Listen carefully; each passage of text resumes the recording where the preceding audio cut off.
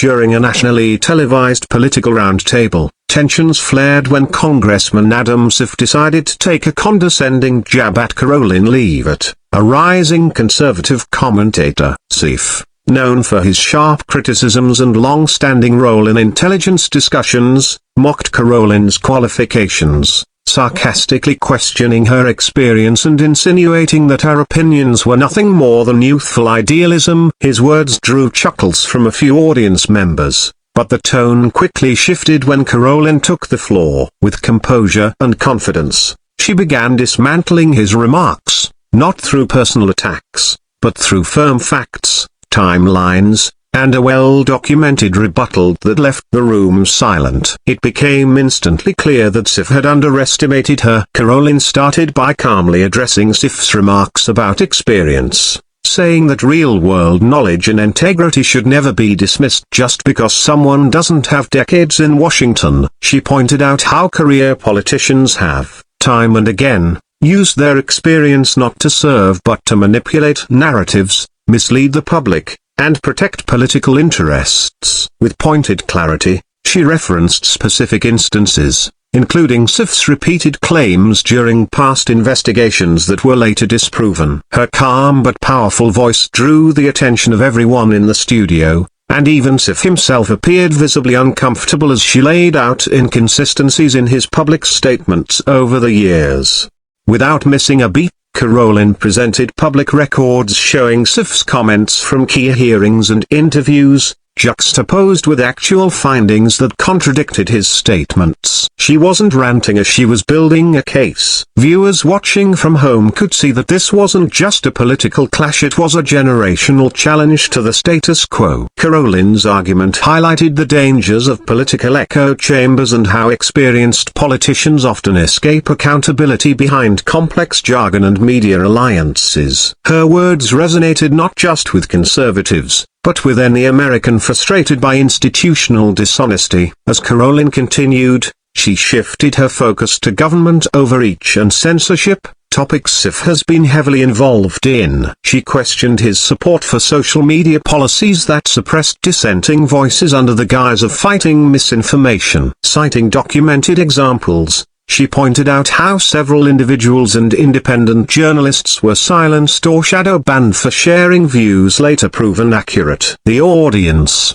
previously entertained by Schiff's jabs, now leaned in, absorbing every word she spoke. Karoline wasn't attacking for applause, she was exposing cracks in a system that Schiff represented. Schiff attempted to interject, but the moderator allowed Karoline to continue. She reminded the audience that Schiff had once claimed to have direct evidence of collusion, a claim repeated for years but never substantiated with legal outcomes. She referenced committee transcripts and intelligence documents released later that showed the evidence was far from conclusive. Her approach was surgical, at each point backed by record. Each record traced to Schiff's own words. The silence in the room grew as Karoline's poised delivery turned what was intended to be her humiliation into a showcase of her preparedness.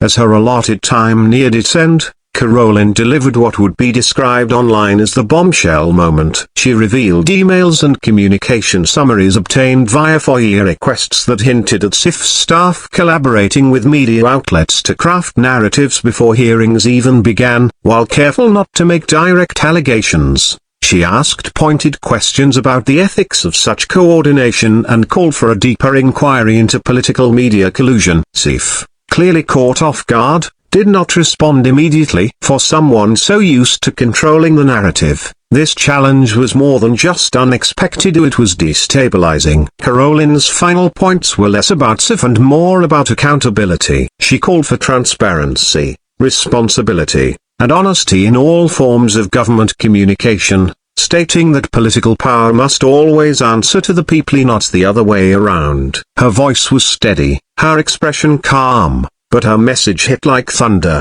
By now, social media was erupting with reactions. Clips of her statements were spreading rapidly, with people from across the political spectrum sharing and commenting. The studio, once set up for Schiff to dominate, had transformed into a stage for Karoline's breakthrough moment. The panel concluded, and Schiff offered a closing remark that lacked its earlier edge. He avoided mentioning Karoline directly, sticking instead to general political themes. The shift in his tone was noticeable. Meanwhile, Karoline kept her closing simply urging Americans to stay informed, challenge power respectfully, and never back down from speaking truth to authority. As she stepped off the stage, audience members approached her with respect and curiosity. What was planned as a political takedown had backfired dramatically. She had not only defended herself but had exposed a weakness in Schiff's political armor. In the following hours, news outlets scrambled to cover the exchange. Some attempted to downplay it, framing it as a misunderstanding. But raw footage told a different story. Viewers saw the body language,